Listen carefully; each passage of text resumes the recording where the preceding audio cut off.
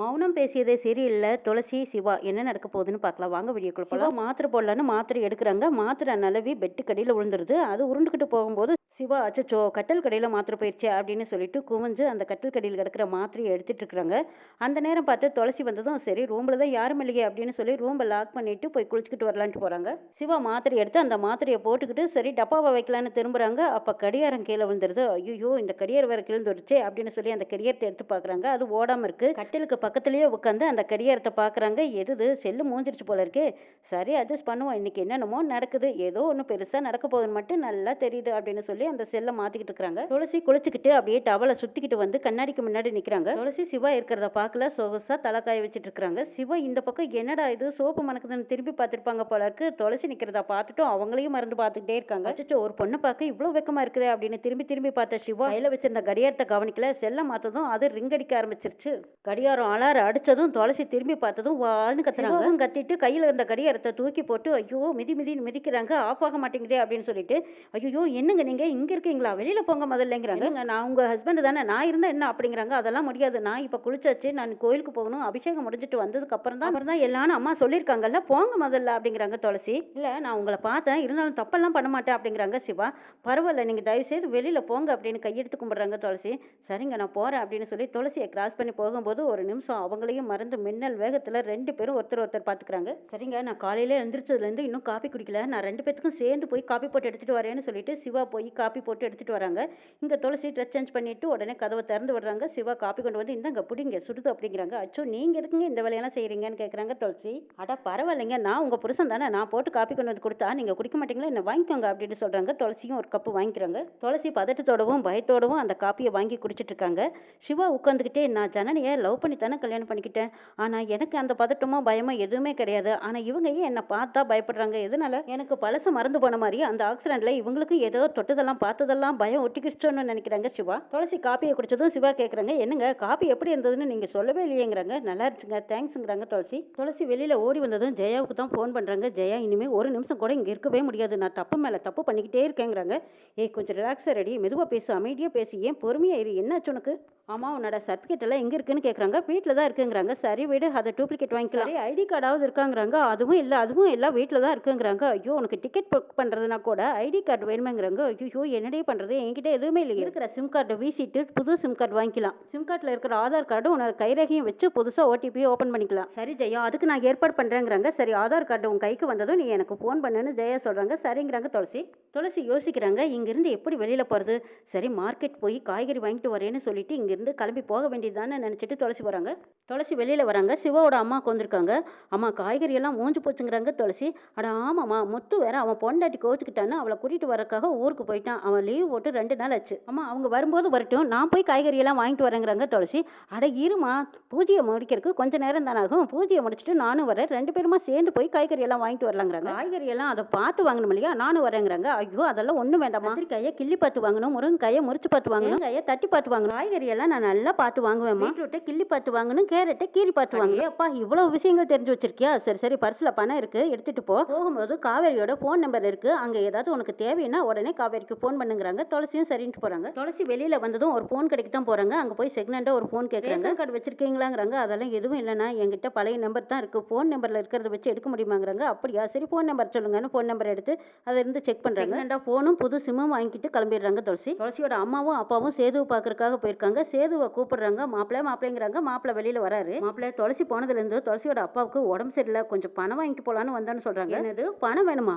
உடம்பு சரியில்லைன்னா கவர்மெண்ட் ஆஸ்பத்திரிக்கு போக வேண்டியதானே. உங்க பொண்ணுங்க 2 பேரும் ஒருத்தி மாற்றி ஒருத்தி போய் சேர்ந்துட்டாளுங்க. என்னோட வாழ்க்கையும் கெடுத்துட்டு போயிட்டாளுங்க. அவங்களே 2 பேரும் போய் சேர்ந்துட்டாளுங்கல்ல. நீங்க 2 பேர் மட்டும் இருந்து என்ன பண்ண போறீங்க. போய் சேர வேண்டியதானுங்கிறாங்க. இது சொன்னதை கேட்டதும் துளசியோட அப்பாவும் அம்மாவும் அப்படியே தலையில இடி விழுந்த மாதிரி எவ்வளவு நல்லவர்னு நினைச்சோம். இப்படி பேசுறாரேன்னு பாக்குறாங்க. எங்கிட்ட என்ன பணம் மரத்துலயே காய்க்குது. போறவங்க வரவங்களுக்கெல்லாம் அப்படியே தூக்கி கொடுக்கறக்கு. ஏண்டா சேது இவங்க எதுக்குடா 2 பேரும் இங்க வந்திருக்காங்கன்னு கேக்குறாங்க. சேதுவோட அக்கா பொண்ணுங்க 2 பேருக்கும் கருமாதி பண்ணிட்டு அதுக்கு நம்ம கிட்ட கூலி வாங்க வந்திருக்காங்கன்னு சொல்றாங்க. சேது இல்ல தெரியாம தான் கேக்குறேன். கேட்குறேன், உங்களுக்கு வெக்கம், மானம், சூடு, சொரணை எதுவுமே இல்லையா?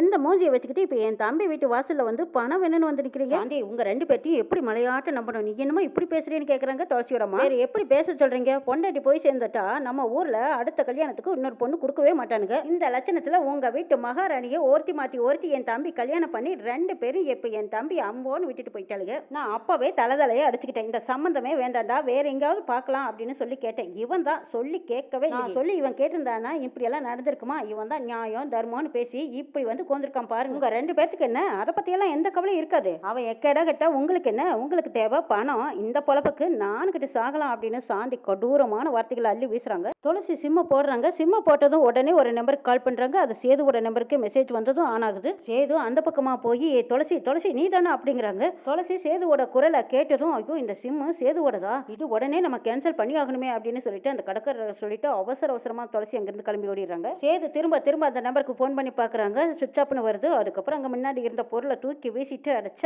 அப்படின்னு கோவத்தோட வெளியில வராங்க. சாந்தி துளசியோட அப்பா அம்மா மேல எரிஞ்சு விழுறாங்க. இன்னும் இங்க என்ன நின்றுட்டு இருக்கீங்க? முதல்ல இங்க இருந்து கிளம்புங்கன்னு விரட்டுன்னு விரட்டுறாங்க. இனிமே பணம் கேட்டெல்லாம் இங்க வராதிங்க. பணம்னு நச்சரிக்காதீங்க. இங்க என்ன பணம் காய்க்கிற மரமா இருக்கு உங்களுக்கு அள்ளி கொடுக்குறக்கு? முதல்ல இங்க இருந்து கிளம்புங்கன்னு சொல்லிட்டு இருக்காங்க. சேது புரிஞ்சுக்கிட்டாரு துளசி எங்கேயோ உயிரோட தான் இருக்கா. நிச்சயமா இவங்களை வச்சதான் அவளை பிடிக்க முடியும்னு நினைச்சிட்டாரு. சும்மா அனாவசியமா அவங்கள திட்டாதக்கான்னு வராரு. ஏய் என்னடா பேசுற? அவங்க பணம் கேட்டு வந்திருக்காங்க, எதுக்குடா நம்ம அவங்களுக்கு கொடுக்கணுங்கிறாங்க. சாந்தி உங்க நடிப்பை பார்த்து அவங்களே எப்படி பயந்து போய் நிக்கிறாங்க பாருங்கன்னு அப்படியே பிளாட்டை திருப்பி போடுறாங்க. சேது அவங்கனால இனிமே நம்மளுக்கு என்னடா பிரயோஜனம்? அவங்களுக்கு எதுக்குடா நம்ம பணம் கொடுக்கணும்? இவங்களை விரட்ட வேண்டியதானுங்கிறாங்க. சாந்தி அக்கா நீ நடிச்சது போது நிறுத்துக்கா.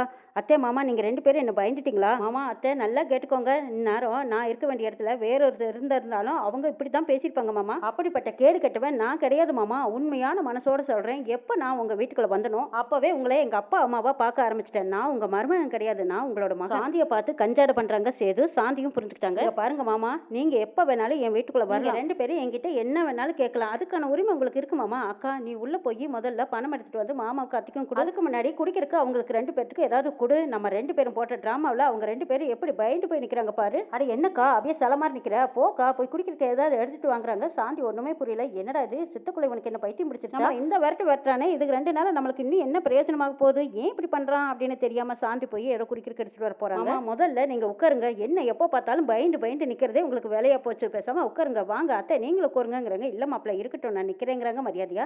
சரி அது உங்க இஷ்டங்கிறாங்க. சரி நடந்ததெல்லாம் நினைச்சு எனக்கு வருத்தமா இருக்குதுன்னு சொல்லிட்டு இருக்காங்க. அதனால என்ன மாமா நான் இருக்கேன்ல கவலைப்படாதீங்க அப்படின்னு சொல்லிட்டு இருக்கும்போது சாந்தி பணம் கொண்டு வந்து கொடுக்குறாங்க. மாமா இந்த பணத்தை வாங்கிட்டு நீங்க ஹாஸ்பிட்டல் போங்க, நானும் உங்களோட வந்துருவேன். எனக்கு ஒரு முக்கியமான வேலை இருக்கு, நான் அதை கவனிக்க வேண்டியதா இருக்குதுங்கிறாங்க.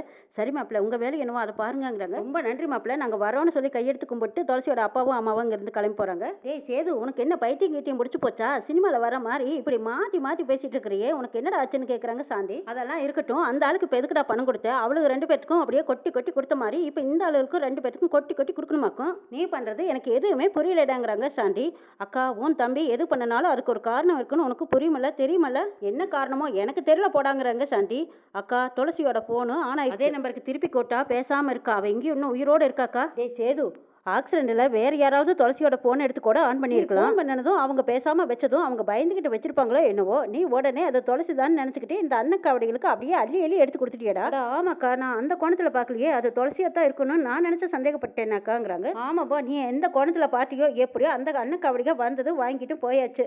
அவளுகளே செத்து தொலைஞ்சிட்டாளுகளே, இன்னும் அவளுகளையே நினைச்சிட்டு இருக்கிறிய போடடே அப்படின்ட்டு போறாங்க. சாந்தி இல்லக்கா துளசி இன்னும் எங்கேயும் உயிரோட தான் இருக்கா. அவ போன் ஆன் பண்ணனா இப்ப சுவிச் ஆஃப் பண்ணிட்டா. வேற யாராவது இருந்திருந்தா உடனே சிம் கார்டை தூக்கி வச்சுட்டு போனை வச்சிருப்பாங்க. புது நபரா இருந்தா போன் பண்ணனதும் அலோனாவது சொல்லிருப்பாங்கல்ல. இது ஏன் பேசாம இருக்காங்க? சுவிச் ஆஃப் பண்ணி வைக்க வேண்டிய அவசியம் என்னங்கிறாங்க. துளசி ஆதார் கார்டு கொடுத்து புது ஓடிபி நம்பர் எடுக்கிறதுக்காக ஆன் பண்றாங்க ஆஃப் பண்றாங்க. இதை சேது கண்டுக்கிட்டாரு. எங்கேயோ இருந்துகிட்டு திருட்டுத்தனம் பண்ணிட்டு இருக்காக்கா. அவ மட்டும் எங்க இருக்கான்னு தெரிஞ்சது அப்படியே கொத்தா போய் தூக்கிட்டு வந்துருவேன். நீ சொல்றதும் சரியா தான் இருக்கும் போல இருக்கு. டே கொஞ்சம் சூதானமா பண்ணுடா.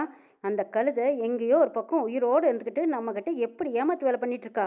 அவளுக்கு எவ்வளவு நெஞ்சழுத்தம் இருக்கணும்னு சொல்றாங்க. சாண்டி ஆமாக்கா அவ எங்க இருக்கிறான்னு மட்டும் முதல்ல தெரிஞ்சுக்கிட்டு அவளை அப்படியே தூக்கிட்டு வர போறேன் பாருன்னு சொல்லிட்டு போய் உடனே போலீஸ் ஸ்டேஷன்ல தான் கம்ப்ளைண்ட் கொடுத்து பார்க்க. அந்த நம்பர் நாகர்கோவில்ல 2 தடவை ஆன் ஆகி ஆஃப் ஆயிருக்கு. நீங்க தேடுற நபரும் அங்கதான் இருப்பாங்கன்னு சொல்லிடுறாங்க போலீஸ். உடனே ஆளுகளை கூட்டிக்கிட்டு நாகர்கோவிலுக்கு துளசியை தேடி போறாங்க. அங்க என்ன நடக்க போகுதுங்கிறது நாளை சொல்ல பார்க்கலாம்.